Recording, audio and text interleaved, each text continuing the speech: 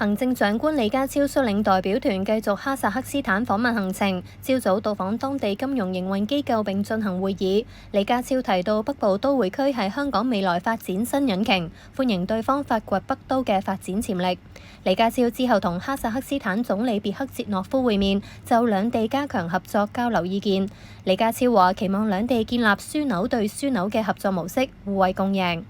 李家超又出席商務午宴，佢致辭嘅時候提到今次訪問達成多項成果，包括兩地同意全速就簽訂全面性避免雙重課稅協定展開磋商，而代表團已經達成43項諒解備忘錄同協議。李家超下晝到訪哈薩克斯坦國家主權財富基金，了解哈薩克斯坦政府喺唔同領域嘅投資策略。佢話香港擁有穩定安全嘅投資環境，鼓勵嗰個基金旗下項目來港上市。